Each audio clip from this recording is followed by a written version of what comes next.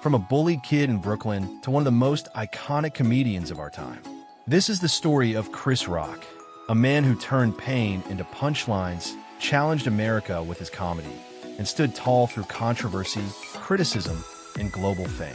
From his early days in New York to Hollywood stardom, public battles, and personal transformation. Get ready for the untold story of a comedy legend. Christopher Julius Rock III was born on February 7, 1965, in Andrews, South Carolina, but was raised in the Bedford-Stuyvesant neighborhood of Brooklyn, New York. He is the eldest of 7 siblings. His mother, Rosalie Rock, was a teacher and social worker for the mentally handicapped, while his father, Julius Rock, was a truck driver and newspaper deliverman who passed away in 1988 after ulcer surgery. Bused to predominantly white schools in Brooklyn, young Chris endured relentless bullying and racism. His height, skin color, and background made him an easy target. These painful experiences became the core material of his comedy later on, but at the time, they made school a daily battle. Eventually, the trauma and tension led him to drop out of high school. He later earned a GED, but more importantly, he found refuge in the rhythm of stand-up comedy. In the 1980s, Chris began performing in small New York clubs, sharpening his wit on stage while working odd jobs to pay the bills. Comedy became both his shield and his sword. One night, Eddie Murphy, then at the height of his fame, saw Chris perform and was so impressed that he took the young comic under his wing.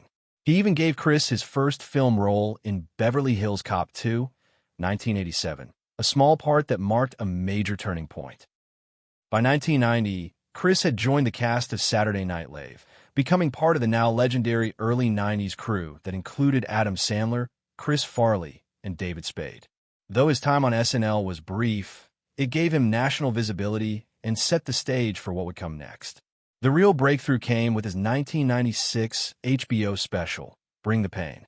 In that hour, Chris Rock didn't just tell jokes. He dissected America.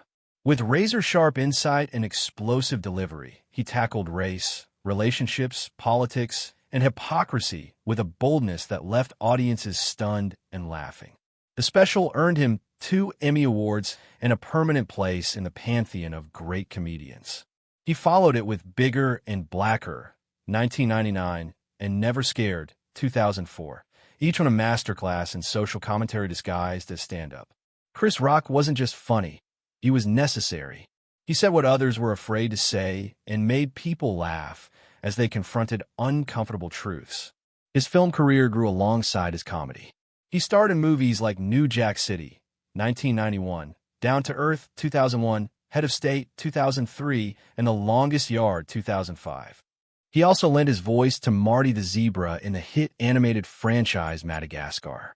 But perhaps his most personal project came in 2005 when he created Everybody Hates Chris, a semi-autobiographical sitcom that chronicled his teenage years in Brooklyn.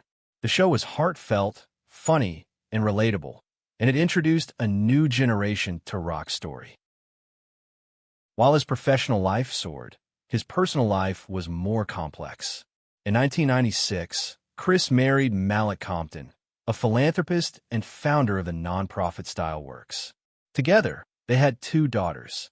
For a while, they seemed like a power couple, navigating fame and family together. But the marriage eventually fractured.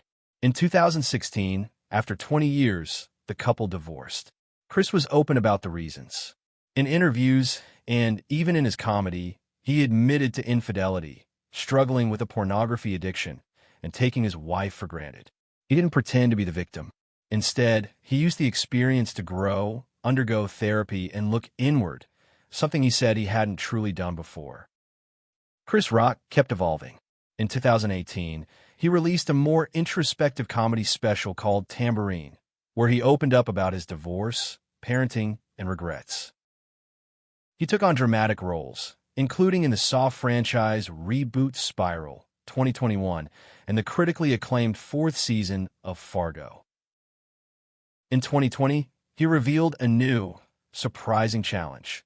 He had been diagnosed with nonverbal learning disorder, NVLD. This condition, he explained, made it difficult for him to pick up on nonverbal social cues, something that had impacted many of his relationships. Then came the 2022 Oscars. On the stage he commanded for decades, Chris made a joke. Will Smith responded with a slap heard around the world. For a moment, the laughter stopped. Chris didn't retaliate. He didn't cry. He stood, stunned but composed, a lifetime of pain and poise holding him upright. He finished the show and walked off stage with dignity. The world erupted. Debates on boundaries, violence, race, masculinity, and comedy flooded headlines. For months, he remained mostly silent. But in 2023, he broke that silence with his live Netflix special Selective Outrage. In it, he addressed the slap, the culture that led to it, and his refusal to be seen as a victim. It was funny, honest, and cathartic. Everything we've come to expect from him. Now, in 2025, Chris Rock is in his 60s and still on the move. He tours regularly, selling out arenas, crafting new material, and speaking his truth. He no longer seems to need the approval of Hollywood or critics. Chris Rock is, at this stage, an elder statesman of comedy. A legend not just because of his punchlines, but because of his vulnerability, his growth, and his ability to evolve publicly. Chris Rock's story isn't just about laughter, it's about endurance. It's about a boy from Brooklyn who took pain and turned it into purpose, who turned flaws into art, and who keeps showing up, mic in hand, to tell the truth. We'd love to hear your thoughts on Chris Rock. Don't forget to leave a comment below. This is Legends of Laughter. Keep watching and we'll keep creating. See you on the next video.